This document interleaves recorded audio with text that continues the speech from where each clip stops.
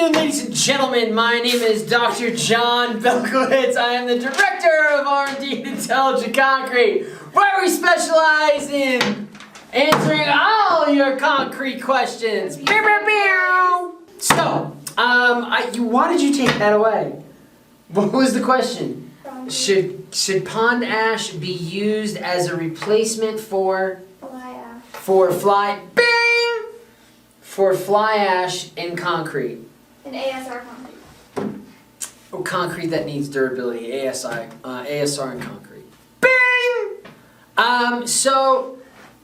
This is, I mean, to say any topic in concrete is like the store, hot topic. Is it funny? It wasn't that. It wasn't funny. But to say something is a hot topic is definitely a misnomer. But this whole fly ash issue, especially with, I think there's a certain research study that I saw or heard about at the Transportation Review Board that 13 states out of the 48 continental do not have fly ash, and by 2021, 16 more will be added. I don't have a reference for that. We'll find one on that, but that means, assuming this reference exists, that means by 2021, 29 states won't have fly ash. And you know, this week or last week, we just found out an entire state won't be getting Class F fly ash now.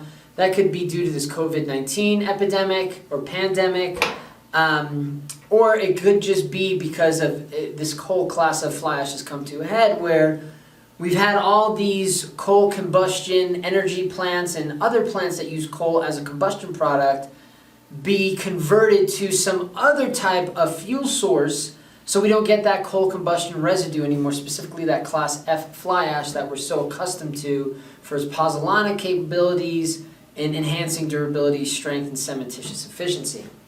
So with the absence of that, there's been this push or movement to go to pond ash.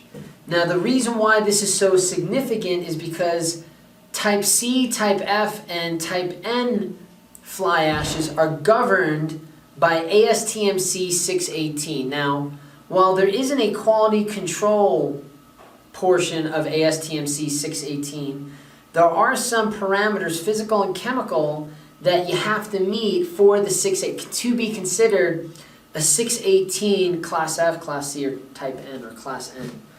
And if you don't meet those things, then you're up Schitt's Creek. You don't conform to that 618.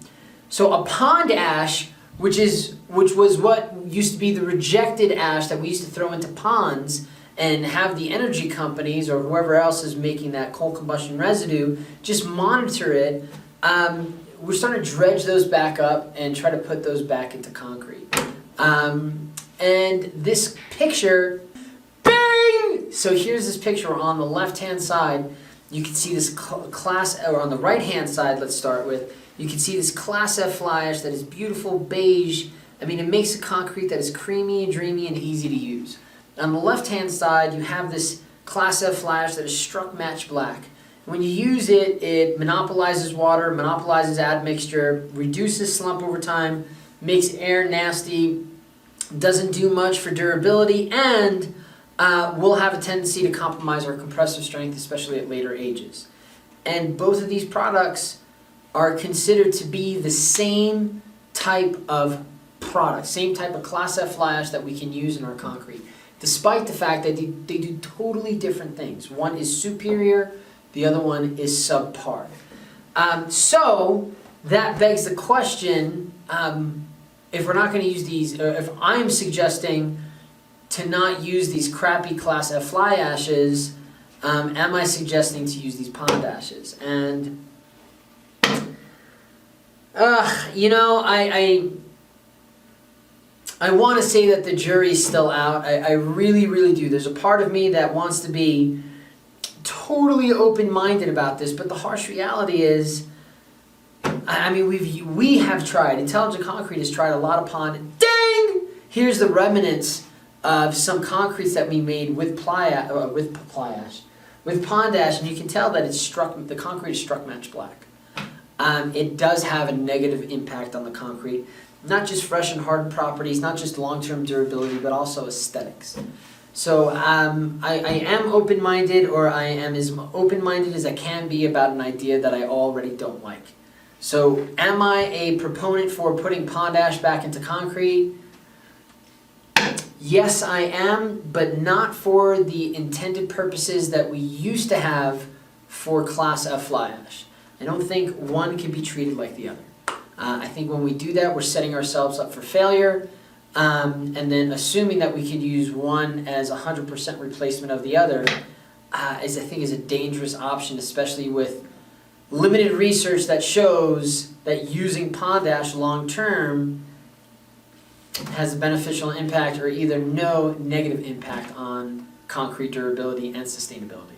Thanks for joining us today. Don't forget to like and subscribe. Take a second to ding that bell for notifications. Let us know if you got any concrete questions, concrete concerns.